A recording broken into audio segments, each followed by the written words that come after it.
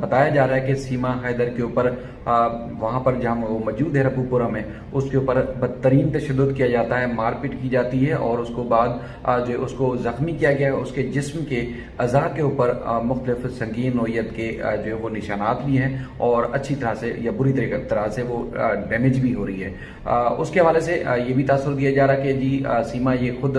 Videos या तस्वीरें बना के पाकिस्तान भेजती है और वो पाकिस्तान वापस जाना चाहती है और इस किस्म की और भी चीज़ें जो वो सामने आ रही हैं। सूरत हाल ये है कि हमने, आपको याद होगा जब गुलाम हैदर ने कराची में टीवी इंटरव्यू में खुद भी इस बात का जो है वो इंकशाफ किया था कि सीमा के पास तस्वीरें, सीमा हैदर की तस्वीरें गुलाम हैदर के पास खुद मौजूद हैं और वो मारपीट के बाद बुरी हालत में, लेकिन सीमा ने ऑन रिकॉर्ड उसको इनकार कर दिया था कि मेरे ऊपर किसी किस्म का तशद्दुद नहीं होता। गुलाम हैदर ने तस्वीरें वो हमें भी दिखाई, मोमिन मलिक साहब को भी, जब भी उनको अगेंज किया गया था इस केस में तो मोमिन मलिक साहब को भी ये तस्वीरें फराहम कर दी गई थी। उसके बाद फिर इकरा जुनेजो और भी बेशुमार लोगों ने ये तस्वीरें देखी जिसमें गुलाम हैदर के मोबाइल में ये तस्वीरें मौजूद थी, जिसमें सीमा हैदर की मुख्तलिफ औकात में सेल्फी मूड में बनाई गई तस्वीरें जो है वो पास थी और जिसके ऊपर न सिर्फ उसकी आंख फूटी हुई थी बल्कि जिसमें के और भी कई हिस्सों के ऊपर निशानात थे। ये तस्वीरें जो है वायरल करना, सोशल मीडिया पे चलाना या उसके बाद फिर ये चला के जो है वो कुछ और मकासद हासिल करना बिल्कुल नहीं था। तो इसलिए गुलाम हैदर की तरफ से या हमारी तरफ से कहीं भी ना दी ये तासुर दिया गया और ना ही ये तस्वीरें वायरल की गई कि देखें जी सीमा के ऊपर इस किस्म का तशद्दुद हो रहा है। हालांकि गुलाम हैदर को उस वक्त चैनल ने, जिस चैनल के ऊपर वो इंटरव्यू दे रहे थे, मौका नहीं दिया था कि वो तस्वीरें दिखा सकें। हालांकि उस वक्त गुलाम हैदर सीमा की मौजूदगी में बराह रास्त वो तस्वीरें दिखाना चाहते थे जो उस वक्त उनके पास मौजूद थी। इसका ये तस्वीरें सोशल मीडिया पे वायरल करने का मकसद ना तो कुछ और था और ना ही जो है वो ये मकसद था कि लोग देखें और उसके बाद फिर लोगों की राय जो है वो सामने आ सके। लेकिन मुख्तलिफ वीडियोज़ में हमने लाइव ट्रांसमिशन में और मुख्तलिफ औकात में, चाहे गुलाम हैदर का अपना यूट्यूब चैनल था, रामे साहब का था, फैसल भाई का था, मेरा था, इकरा जुनेजो का, इवन के आपने देखा होगा अंसार बानी एडवोकेट साहब के भी ऑफिस में हमने इस बात का तज़किरा किया, ये बात बताते रहे लोगों को कि उसके ऊपर बदतरीन तशद्दुद हो रहा है। तस्वीरें हमने वायरल नहीं की, तस्वीरें मौजूद थी और चूंकि इस मामले में कानूनी चारा जो ही करनी थी, कानूनी तौर पर ही इस मामले से निपटना था। कुछ और रिकॉर्डिंग्स भी हैं, कुछ और सबूत भी, शवाहिद भी हैं जो कि चूंकि भारत में वकील है मोमिन मलिक साहब, तो ये कानूनी तौर पर उन्होंने ही आगे कानूनी तौर पर मुख्तलिफ अदालती फोरम पर या कानूनी फोरम पर रखनी है। तो इसलिए ये सारे सबूत और शवाहिद तस्वीरों के साथ उनको फराहम कर दिए गए थे। अब वो चूंकि रोजाना की बुनियाद पर नई प्रोग्रेस के साथ, नई तफसीलात के साथ वो आ रहे हैं और सामने हकायक लोगों के सामने रख रहे हैं कि देखिए जी सीमा जो है वो जिस इलीगल तरीके से उसको वहां रखा गया है, पुलिस कार्रवाई नहीं कर रही, उसके बाद फिर मुख्तलिफ और भी जिस तरह के हथकंडे हैं वो इस्तेमाल किए जा रहे हैं। अब ऐसा हमने देखा कि अदालतों की तरफ से भी मामला जब सामने आया है तो उसके बाद फिर एक सही ट्रैक की तरफ केस चल पड़ा है।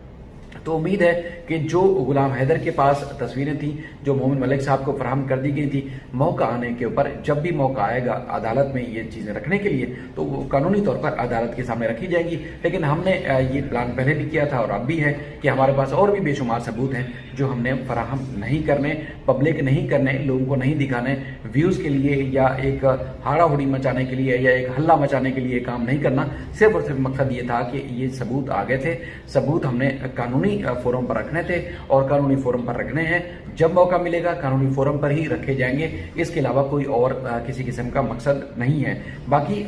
मोमिन मलिक साहब चूंकि भारत में वकील हैं गुलाम हैदर के, और उसके बाद फिर आपने देखा कि पहले यकतरफा जिस तरह की रिपोर्टिंग थी, उसके बाद मोमिन मलिक साहब के आने के बाद अब जो स्टेप ये कानूनी लिए जा रहे हैं मोमिन मलिक साहब की तरफ से, अब वो भारत का media, international media, social media मुसलसल इस बात को लगातार रिपोर्ट भी कर रहा है। दूसरी तरफ चूंकि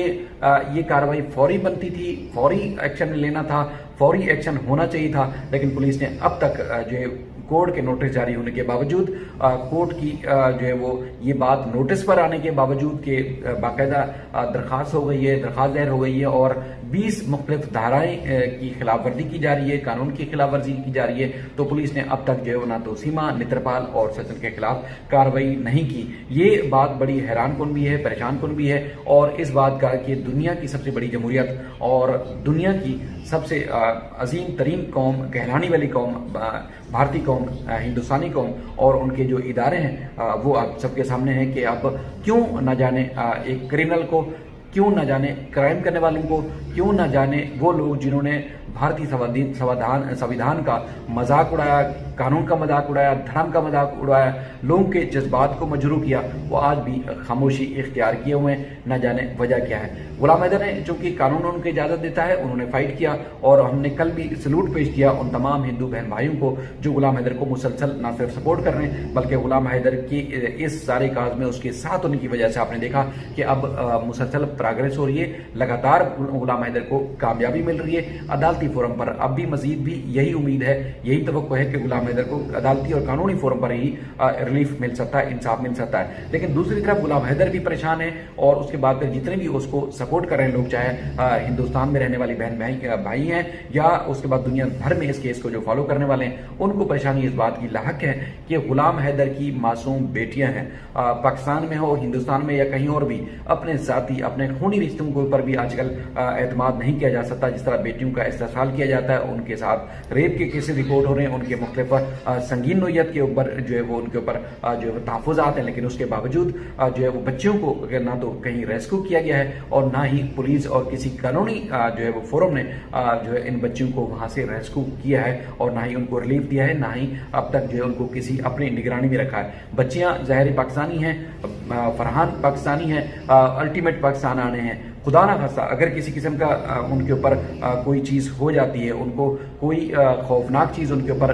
जो कर दी जाती है, उनकी ज़िंदगी खतरे में, उनकी इज्जत, उनका फ्यूचर, उनकी तमाम वो चीज़ें खतरे में हैं जो इस वक्त वो भारत में मौजूद हैं। अगर कुछ हो जाता है तो जिम्मेदार कौन होगा? क्या रबूपुरा पुलिस इस बात की जिम्मेदारी लेगी कि उनकी छत्र छाया में सब कुछ हुआ और उन्होंने क्रिमिनल्स को जो है वो नहीं कानूनी कटहरे में लाए, नहीं उनके खिलाफ कार्रवाई की और उसके बाद फिर जो दीगर क्राइम किए जा रहे थे सीमा की मौजूदगी में, गुलाम हैदर के मुंह बोले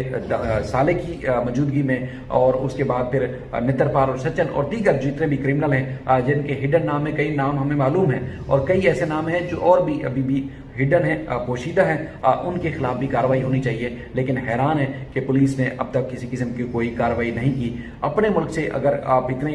मेरे ख्याल में वफादारी नहीं करेंगे, जो कानून आपको इजाज़त देता है कि कानून के मुताबिक कार्रवाई करें, तो फिर किससे वफादारी निभाएंगे? मैं ये रबूपुरा पुलिस के ऊपर, यूपी पुलिस के ऊपर, नोएडा के कमिश्नर के ऊपर ये सवाल उठाता हूँ कि ये दुनिया भर के लोग इसको देख रहे हैं और आपकी इंडियन महिलाएं, इंडियन खवातीन, औरतें, बहनें, बेटियां ये आवाज़ उठा रही हैं, अब भी आप लोगों को नजर नहीं आ रहा, तो फिर न जाने कब ये केस नजर आएगा। क्या जब पानी सर से गुजर जाएगा तब ये नजर आएगा? जब बच्चियों का इस्तेसाल किया जाएगा तब आपको नजर आएगा? सीमा को इस वक्त जेल में होना चाहिए था लेकिन वो बाहर है, कोई और बड़ा कांड होगा तब आप लोगों को नजर आएगा। ना जाने ये किस तरफ अपने मुल्क को लेके जा रहे हैं, किस तरफ जो है वो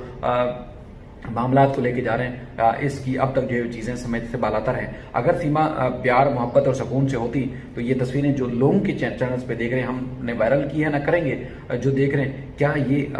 इसी तरह होता है प्यार मोहब्बत? क्या इस तरह की जो एक्शन है या एक्ट है ये कभी इस तरह की कामयाबी हो सकती है उनके ऊपर? यकीनी तौर पर ना होगी, ना हो सकती और ना होनी चाहिए। तो बाकी ये जवाब देना है पुलिस को और इन इदारों को कि आखिरकार कब तक वो खामोश रहेंगे। कानूनी जो चाराजोई है, जिस तरह अदालत और कानून संविधान इजाज़त देता है, गुलाम हैदर फाइट करते रहेंगे और आप सबको सल्यूट है एक बार फिर कि आप सब गुलाम हैदर के साथ खड़े रहेंगे और इंशाल्लाह जब तक उसको आखिरी लम्हे तक इंसाफ नहीं मिल जाता, आप उसको सपोर्ट इसी तरह जारी रखेंगे।